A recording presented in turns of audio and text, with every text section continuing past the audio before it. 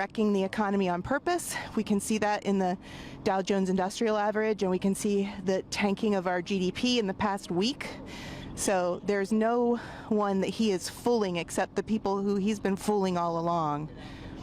He talked about fixing the economy immediately, considering so many tariffs have been slapped on neighboring countries, the U.S.'s largest trading partners. What do you have to say on that? Well, it's a slap in the face to our allies. In Mexico and Canada have been our allies historically ever since we've been the United States, other than, I guess, the Spanish-American War and the War of 1812. But we've counted on Canada. They've helped us put out our wildfires. They helped us get hostages out of Iran.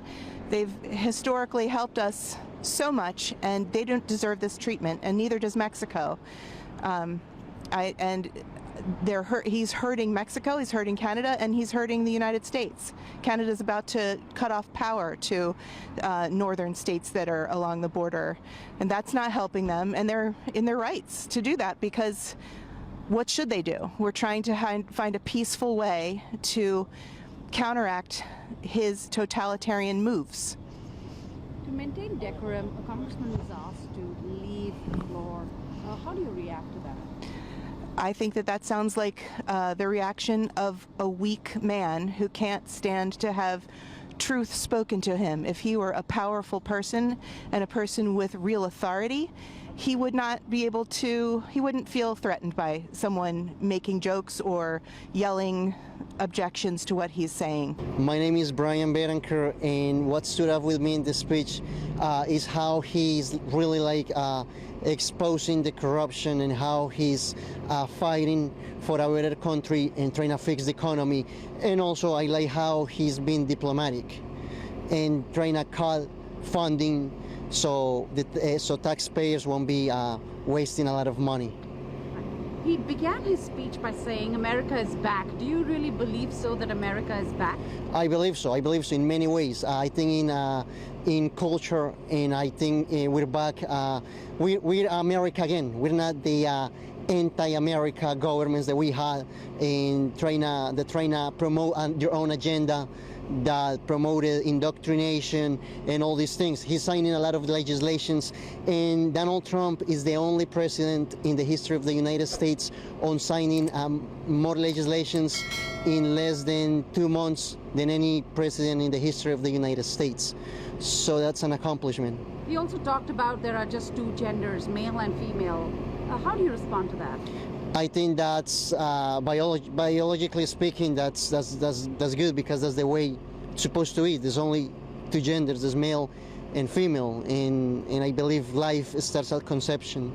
I agree with totally, I think that the president should spend less time talking about eggs. I heard that in his address tonight, and more time talking about the fear that is going on in the people of these United States. I've never had it in these United States where my friends have an evacuation plan, a how to flee plan. This is something that happens in dictatorship, not in a democracy. He talked about the economy. Do you have any thoughts on that, how he plans to implement it? I think his ideas on tariffs are moronic. I think that this plan to, have other countries pay taxes on goods that are imported is out of the... Okay, these tariffs ideas are out of the 1800s. They're moronic. I don't think they're good for our economy, and I think they will hurt everyone, especially the poor people, the most. I think it's great. First off, I'm from California. I think it's great what President Trump has done for our country, securing the border, something that the Democrats said couldn't be done without a bipartisan bill.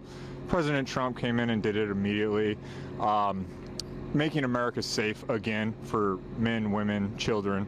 I think his plans for America to become more financially independent, economically, energy independent, I think we're really on the right path. It's going to take some time, but I think he's a strong, important caring leader who is actually looking out for the best of our country going forward. He talked about slapping tariffs on neighboring countries, also including China. Talk to us about what you really think about that. Well, I'm an economics major from University of California, San Diego.